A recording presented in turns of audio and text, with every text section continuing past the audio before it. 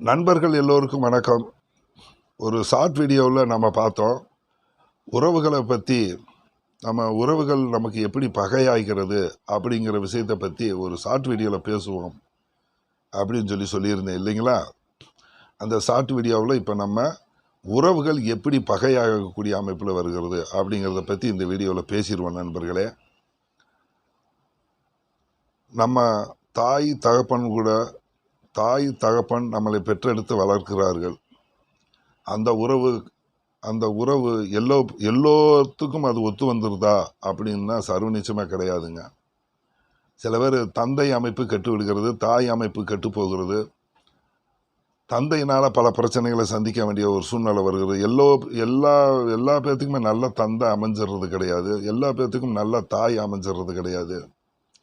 அதே சமயத்தில் பார்த்தீங்கன்னு சொன்னால் எல்லா பேர்த்துக்கும் நல்ல நண்பர்கள் அமைவது கிடையாது, நல்ல அண்ணன் தம்பிகள் அமைவது கிடையாது, நல்ல சகோதரிகள் அமைவது கிடையாது. புத்தகத்தை எங்கள் அப்பா தான் எனக்கு எல்லாமே அப்படின்னு சொல்லக்கூடிய ஒரு காலகட்டங்கள் அப்படின்னு வரக்கூடிய அமைப்பு வருது. எங்கள் அம்மா இல்லாட்டி நான் இல்லை அப்படின்னு சொல்லக்கூடிய ஒரு காலகட்டங்கள் அப்படின்னு வருது. எனக்கு எல்லாமே எங்கள் அக்கா தான் பார்த்துச்சு அப்படின்னு சொல்லக்கூடிய ஒரு அமைப்பு இந்த உலகத்தில் எல்லாம் நடந்துக்கிட்டு தான் இருக்குது. அப்போ இந்த அமைப்பின்படி பார்த்தோம், சில உறவுகள் அப்படின்னு சொல்லக்கூடிய விஷயம், சில உறவுகளால் பல பிரச்சனைகளை சந்திக்கக்கூடிய அமைப்பு அப்படின்னு ஜாதகத்தின் வாரியாகவே நம்ம தெரிஞ்சுக்கலாம். இப்போ தந்தை இருக்கிறார், ஒரு ஜாதகம் இருக்கிறாருன்னு சொன்னோம்னா 18 வயசுக்கு மேலே அவருக்கு சிந்திக்கக்கூடிய ஒரு தன்மை வரும். 18 வயசுக்குள்ளே தாய் தந்தையனுடைய கஸ்டடியில் ஜாதகர் வளருவார் இல்லைங்களா? அதுக்கடுத்து 18 வயசுக்கு மேலே என்ன நடக்குது? படிக்க வைக்கிறாங்க, வேலை பார்க்குறாங்க, கல்யாணம் பண்ணி கொடுத்துட்றாங்க. கல்யாணம் பண்ணி கொடுத்த ஒரு 35 வயசுக்கு மேலே தந்தையை பார்த்தாவே பிடிக்கிறது இல்லை. தந்தைக்கும் மகனுக்கும் நல்ல உறவு இல்லாத ஒரு அமைப்பாக போகிறது. தாய்க்கும் மகளுக்கும் நல்ல உறவு இல்லாமல் போகிறது. சில பேரை பார்த்தோம்னா கல்யாணம் ஆன பிறகு ஒரு பொம்பளை பிள்ளைய கல்யாணம் பண்ணி கொடுத்துருப்போம். கல்யாணம் பண்ணி கொடுத்தாலும் தந்தையின் உறவு தாயின் உறவு அந்த பிள்ளைக்கு அப்படியே நீடிச்சுக்கிட்டே காலமெல்லாம் வரக்கூடிய தன்மைகளும் நம்ம இன்னைக்கு உணரத்தான் முடியுது. அதே மாதிரி அக்கா தங்கச்சிகள் அண்ணன் தம்பிகள் உறவு கல்யாணம் ஆகி போன 35 வயசு வரைக்கும், 35 வயசுக்கு மேலேயும் எங்கள் அண்ணனை போல உண்டா, தம்பியை போல உண்டா அப்படின்னு சொல்லக்கூடிய அமைப்பு இருக்குது. ஐயோ, இந்த சின்ன பிள்ளைகளை ஒரு 18, 20, 25 வயசுக்குள்ள ஒற்றுமையாக இருந்துட்டு 35 வயசு 45 வயசுக்குள்ள அண்ணனும் தம்பியும் தெருவில் பார்த்தா என்னப்பா நல்லா இருக்கியா, அடுத்த ஆளை விசாரிக்கிற மாதிரி விசாரிக்கக்கூடிய அமைப்பும் நடந்துக்கிட்டு தான் இருக்குது. இதைத்தான் சொல்கிறது கிரகங்களுடைய விளையாட்டு அப்படின்னு நம்ம சொல்லக்கூடிய அமைப்பு. சில உறவுகள் இந்த அமைப்பு எப்படி நடக்குது அப்படிங்கிறது தான், அந்த நோக்கத்தோடு தான் இந்த வீடியோ போட்டிருக்கோம். நம்ம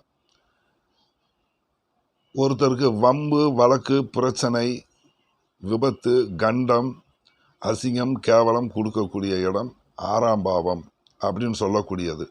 இது நிறையா பேர்த்துக்கு இந்த வீடியோ சொல்லியிருக்கிறேன். 6ஆம் பாவத்தினால வம்பு வழக்கு பிரச்சனை வரக்கூடிய அமைப்பு, அசிங்கம் கேவலம் வரக்கூடிய அமைப்பு. 6, 8ஆம் பாவங்கள் தான் வம்பு வழக்கு பிரச்சனையை குறிக்கக்கூடிய ஒரு பாவகம் அப்படின்னு சொல்லி எல்லா பேருக்கும் நிறைய பேரோட நம்ம பேசியிருக்கோம். இந்த இடத்துல இந்த சூரியன் இருக்கு பாருங்க, இந்த சூரியன் 6, 8 இருந்துருச்சுன்னு வச்சுக்கோங்களேன். 6, 8ஆம் இடத்தில் இருந்தால் தந்தையின் உறவு கடுமையாக பாதிக்கப்படுங்க.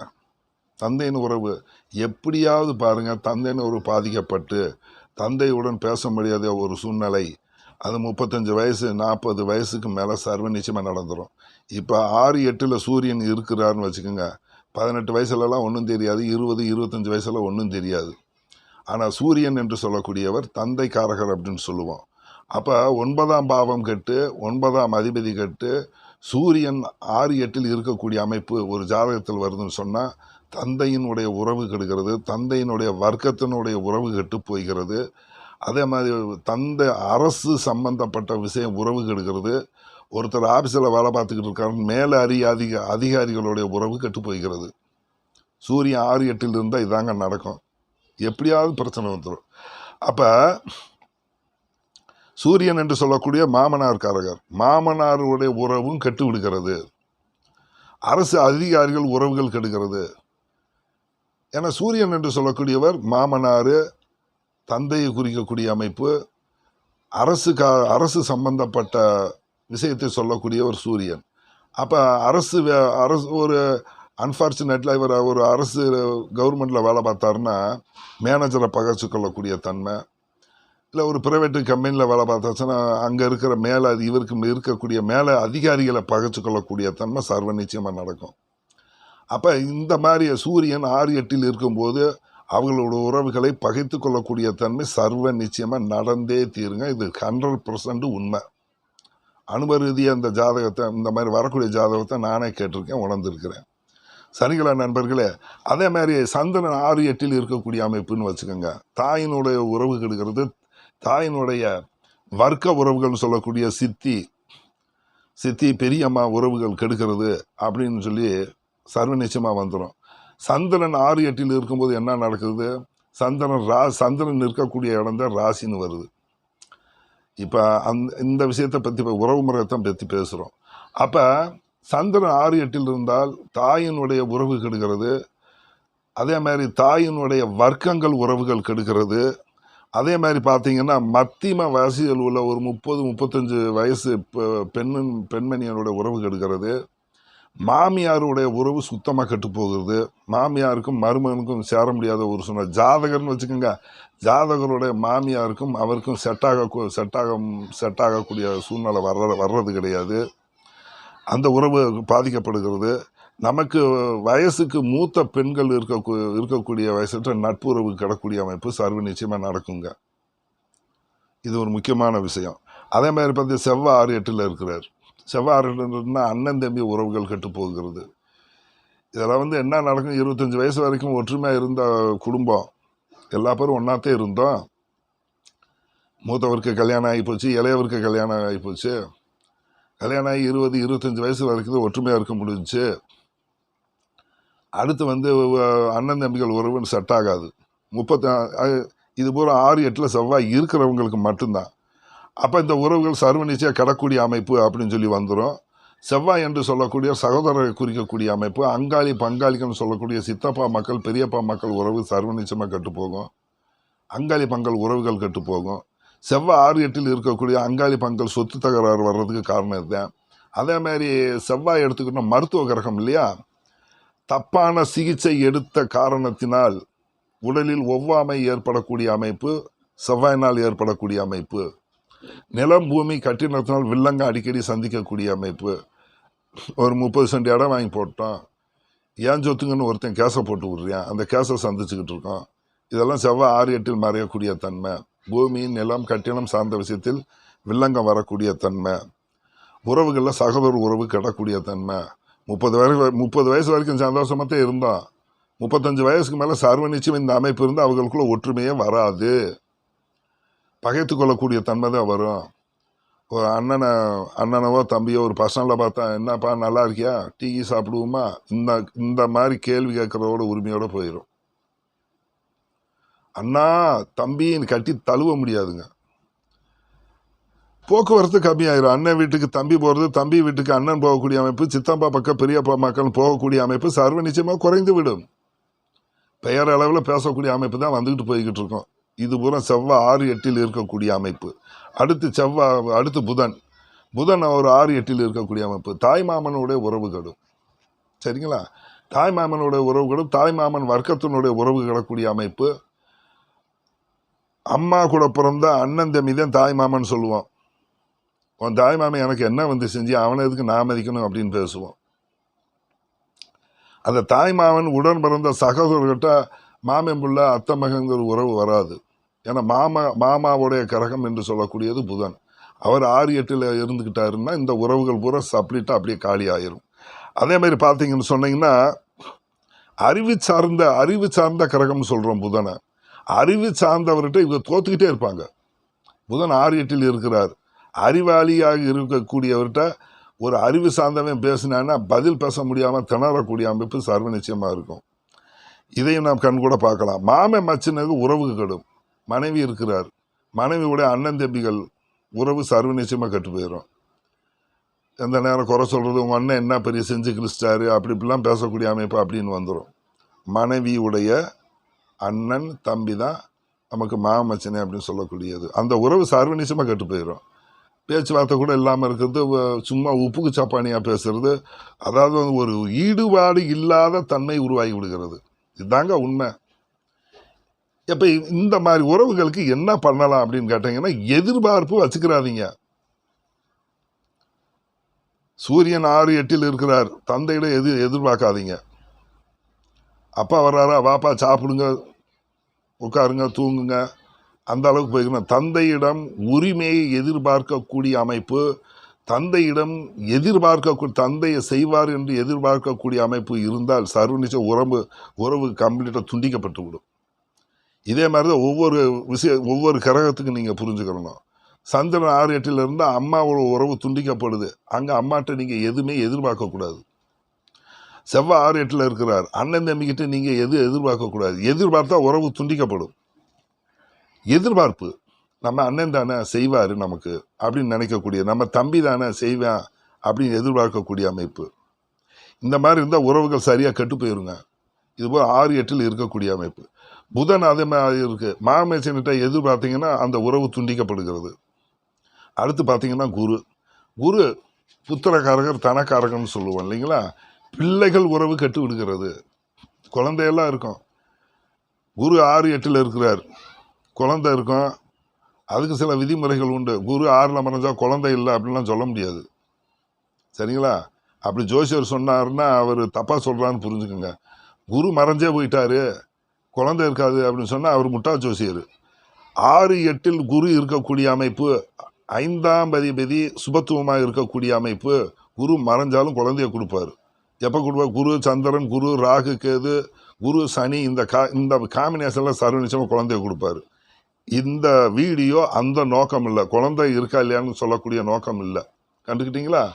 குரு 6-8 இருக்கிற பிள்ளைகளோட உறவு கெடும். பிள்ளை உங்களை கடைசி வரைக்கும் காப்பாற்ற மாட்டேன், அவனை நம்பக்கூடாது, நீங்கள் சேமித்து வச்சுக்கிறணும். அதே மாதிரி ஆசிரியர்களோட உறவு கெடும். 30 வயசு ஆகிப்போச்சு, எனக்கு சொல்லி கொடுத்த வாத்தியார் அங்கே வந்துக்கிட்டு இருக்காரு. குரு எனக்கு நல்லா இருந்தால், சார் வணக்கம் சார், நல்லா இருக்கீங்களா சார், நீங்கள் நல்லா இருக்கீங்களா அப்படின்னு சொல்லி நல்லா விசாரிக்கிறது, கையெடுத்து கும்பிட்டு செய்வாங்க. நான் குரு இல்லையா, நமக்கு சொல்லி கொடுத்த வாத்தியார். அவனுக்கு குரு கெட்டு போச்சு. என்ன பண்ணுவார்? என்ன தம்பி, அவரே கூட பார்த்துட்டாரு, தம்பி நீ என்ன தானே அப்படின்னு சொல்லி கேட்கும். ஆமாம் சார். என்னையா எப்படி இருக்கா, நான் உன்கிட்ட படித்ததுனாலதையா தெருவில் இருக்கேன் அப்படின்னு சொல்லிடுவாங்க குரு கட்டவங்க. ஆசிரியரை கிண்டல் பண்ணுவது, ஆசிரியர் ப்ரொஃபஸரை கேலி கிண்டல் பண்ணக்கூடிய அமைப்பு. இது பூராமே குரு 6-8 மறையக்கூடிய தன்மை. அதே மாதிரி பார்த்தீங்கன்னா புத்திரக்காரகன் குரு, பிள்ளைகளால் அசிங்கம் கேவலம் அவமானப்படக்கூடிய தன்மை. வருங்காலத்தில் பிள்ளைகள் பார்க்க முடியாத தன்மை. பிள்ளைகளோட உறவு கட்டு விடுகிறது. அந்த வாத்தியார் உறவு கட்டு விடுகிறது. கண்டுக்கிட்டீங்களா? சொல்லி கொடுக்கும் குருமார்கள் அப்படி அவர்கள் உறவு கட்டு விடுகிறது. குருமார்களாக வரக்கூடிய உறவு அவங்களுக்கு சர்வ நிச்சயமாக கெட்டுவிடக்கூடிய தன்மை சர்வ நிச்சயமாக நடக்கும். அதே போல் பார்த்தீங்கன்னு சொன்னீங்கன்னா பண விஷயங்கள் சர்வ நிச்சயமாக பண விஷயத்தில் ரொம்ப கவனமாக இருக்கும். கொடுக்கல் வரவு செலவுகள் 6-8 குரு இருக்கிறவர்கள் செய்யக்கூடாது. இப்போ கொடுத்தா பணம் திரும்ப வராது. இதனாலே வம்பு வழக்கு பிரச்சனைகளை சந்திக்கக்கூடிய ஒரு சூழ்நிலை ஏற்பட்டுவிடும். குரு 6-8 இருக்கிறார், ஃபைனான்ஸு கொடுக்குறோம், வரவு செலவு, ஃபைனான்ஸ் கம்பெனி வச்சா ஓடாதுங்க. குருவே கெட்டுப்போச்சு, குருவே மறைஞ்சிட்டாரு. ஃபைனான்ஸ் கம்பெனி வச்சு வம்பு வழக்கு பிரச்சனை. இந்த குரு 6-8 இருக்கிறனால தான் ஃபைனான்ஸ் சம்மந்தப்பட்ட கேஸுகள் கோர்ட்டுக்கு போகிற அமைப்பு. அடுத்து சுக்கிரன் என்று சொல்லக்கூடிய காமக்காரகன், மனைவி காரகன், பெண்கள் சம்பந்தப்பட்டவன், அத்தனை விஷயம் கெட்டு குட்டிச்சவராக போயிடும். மனைவி வர்க்க உறவுகள் பூரா அவுட்டு. மனைவி வர்க்க உறவுகள் கெடும். மனைவி மட்டும்தான் நமக்கு இருக்கும். மனைவி கூட பிறந்த அந்த மனைவி வர்க்கத்தில் உறவே இருக்க விடாது. சுக்கிரன் கட்டான். அதாவது கல்யாணம் பண்ணிட்டான், பொண்டாட்டியை மட்டும் ஏற்றுக்கிறது. மனைவி வர்க்கங்கள் உறவு பூரா அப்படியே கெட்டு போகக்கூடிய அமைப்பு. பெண்களால் அசிங்கம் கேவலம் அவமானப்படக்கூடிய அமைப்பு. இது பூரா எப்போ நடக்கும் அப்படின்னு கேட்டிங்கன்னா அந்த தசாபுத்தி, ஒரு குரு அந்த தசாபுத்தியில் வரக்கூடிய அமைப்பு. அடுத்து வந்தீங்கன்னா ஒரு 30-35 வயசுக்கு மேலே சர்வ நிச்சயமாக நடக்கக்கூடிய அமைப்பாக போயிடும். கேள்விப்படுவோம் அடிக்கடி இந்த ஆஃபீஸில் வேலை பார்த்துக்கிட்டு இருக்கும்போது சில பெண்கள் என்ன, சார் அந்த ஆள் பார்க்குற பார்வையே சரியில்லை சார், அப்படின்னு சொல்லி பெண்கள் மேனேஜர்கிட்ட கம்ப்ளைண்ட் பண்ணுறது. அவர் என்கிட்ட ஒரு தப்பான விஷயமாவே பேசிக்கிட்டு இருக்கார் சார், ஃபைலை பற்றியே பேச மாட்டார், வேறு மாதிரி பேசிக்கிட்டு இருக்கார், கண்டித்து வைங்க சார், இல்லைன்னா நான் கம்ப்ளைண்ட் பண்ணிடுவேன் அப்படின்னு பெண்கள் சொல்லுவது. இந்த மாதிரி பெண்கள் சம்பந்தப்பட்ட விஷயத்தில் அடிக்கடி அவமானமும் கேலியும் அசிங்கம் கேவலப்படக்கூடிய தன்மை 6 8 சுக்கிரன். இங்கே ஒரு கருத்து, 6 சுக்கிரன் இருந்தால் மறைவு ஸ்தானம் கிடையாது, 8 சுக்கிரன் இருக்க அமைப்பு மட்டும் எடுத்துக்கோங்க. சரிங்களா? இது பெண்களால் நடக்கக்கூடிய ஒரு தன்மை. மனைவி உறவு கெடுக்கிறது. மனைவியை திருப்திப்படுத்த முடியாத ஒரு சூழ்நிலை வந்துடும். மனைவி என்ன சொன்னாலும் திருப்தி அடையாது. மனைவிகள் எதை வாங்கி கொடுத்தாலும் சரி திருப்தி அடையாத சூழ்நிலை. அடிக்கடி கணவன் மனைவிக்குள்ள பிரச்சனை வரக்கூடிய அமைப்பு வந்து கொண்டே இருக்கக்கூடிய அமைப்பு. தகாத முறையில் பெண்களிடம் தகாத முறையில் பழகி பெண்கள் மூலம் உறவு வைத்துக் கொள்ளக்கூடிய தன்மை சுக்கிரன் கொடுத்துருவார். 8 சுக்கிரன் இருக்கக்கூடிய அமைப்பு. ஆடம்பரத்தால் சிக்கல்களை சந்திக்கக்கூடிய சூழ்நிலை வந்துடும். ஆடம்பரமாக வீட்டை வாங்கி கஷ்டப்படுறது, ஆடம்பரமாக கார் வாங்கி சிரமப்படக்கூடிய அமைப்பு, இது பூரா சுக்கிரன் தான் கொடுப்பார். அப்போ சுக்கிரனால இந்த உறவுகள் பூரா கெட்டு விடுகிறது. அதே மாதிரி பார்த்தீங்கன்னா மறைமுகமான பெண்களால் சிக்கல் வரக்கூடிய தன்மை ஏற்படக்கூடிய அமைப்பு. இது பூரா சுக்கிரன் 8 இருக்கக்கூடிய அமைப்பில் சர்வ நிச்சயமாக சந்திக்கக்கூடிய சூழ்நிலை வருகிறது. அடுத்து சனி.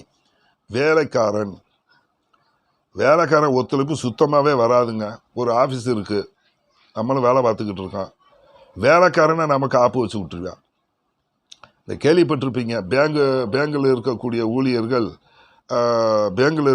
ஊழியர்கள் வேலைக்காரர்கள் எல்லாம் ஒன்று கூடி பேங்கை கொள்ளையடிச்சிட்டு போயிட்டாங்க, கூடவே இருந்துக்கிட்டு அப்படின்லாம் பேப்பரில் படிக்கக்கூடிய செய்தியெல்லாம் இந்த மாதிரி அமைப்பு தான்.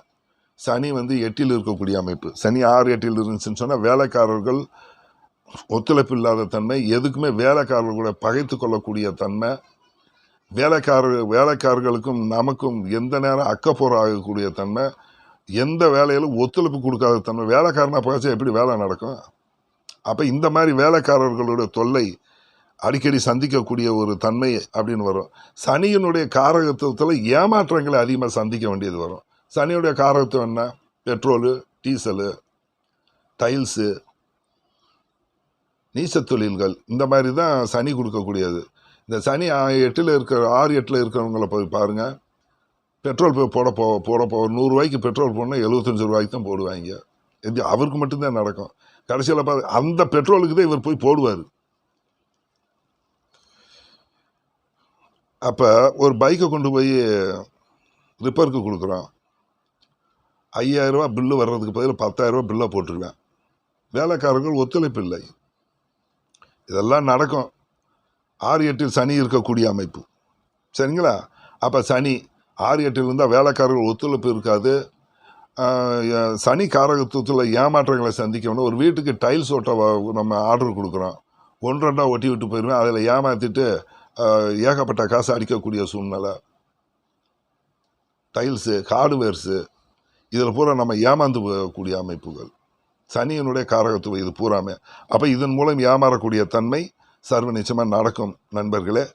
இதுக்கு இந்த மாதிரி இருக்கக்கூடிய அமைப்புக்கு பரிகாரம் என்ன? நீங்கள் எதுவுமே எதிர்பார்க்காதீங்கன்ற. வேலைக்காரர்கிட்ட வேலைக்காரர்கிட்ட நீங்கள் ஃப்ரீயாக பழகிட்டீங்க அப்படின்னு சொல்லும்போது கேட்ட கேள்விக்கு மட்டும் பதில் சொல்லிக்கிட்டு நம்ம போயிட்டோம். எதிர்பார்ப்பு, இந்த உறவுகள்கிட்ட பூரா எதிர்பார்ப்பே இல்லைன்னு சொன்னால் சர்வ நிச்சயமாக நீங்கள் ஜெயிச்சிருவீங்க. சரிங்களா? வேற என்ன ராகு கேதுகளுக்கு அப்படி ஒன்றும் பெரிய தனிப்பட்ட முறையில் 6 8 ராகு கேதுகள் இருந்தாங்க. நம்மளை தனிப்பட்ட முறையில் ராகு கேதுகளுக்குன்னு காரகத்துவம் கிடையாதுங்க. அவங்க இருக்கின் வீட்டை போல பலனை செய்வார் என்ற அடிப்படையில் எந்த வீட்டில் ராகு இருக்கிறார்களோ 6 8 ராகு இருக்காங்க. இப்போ உதாரணம் தனுசு லக்கணம் ரிஷபத்தில் ராகு, 6ல் ராகு இருக்காருன்னா சுக்கிரனை போல பலன் செய்வார் என்ற அமைப்பு அப்படின்னு வரும்போது சுக்கிரன் சம்பந்தப்பட்ட காரகத்துவத்தை நம்ம எடுத்துக்கிற வேண்டியதுதான். சரிங்களா? இதே மாதிரி தான் கேதுக்கும். ராகு கேதுக்கள் தனிப்பட்ட முறையில் எந்த இதுவும் கிடையாது. அவர் இருக்க வீட்டு பலனை செய்வார்கள்ங்கிற மாதிரி 6 8 ராகு கேதுகள் இருந்தால் அவர் இருக்க வீட்டில் எந்த அதிபதி வீட்டில் இருக்காங்களோ அந்த வீட்டில் இருந்து கெடுதல் நடக்கும் அப்படிங்கிறத புரிஞ்சுக்குங்க. சரிங்களா? வேற என்ன சொல்கிறதுக்கு? வேற ஒன்றும் இல்லை, தெரிஞ்ச வரைக்கும் சொல்லிட்டேன்னு நினைக்கிறேன் நண்பர்களே. சரி, ரைட்டு. மறக்காமல் சப்ஸ்கிரைப் பண்ணிடுங்க, ஷேர் பண்ணிடுங்க, நண்பர்கள் எடுத்து சொல்லுங்கள், பெல் பட்டனை ப்ரெஸ் பண்ணுங்கள், கமெண்டாக போடுங்க. நல்ல கமெண்டை எதிர்பார்க்குறேன். முக்கியமான வீடியோவாக தான் போட்டுக்கிட்டு இருக்கேன். சரிங்களா? நன்றி, வணக்கம் நண்பர்களே.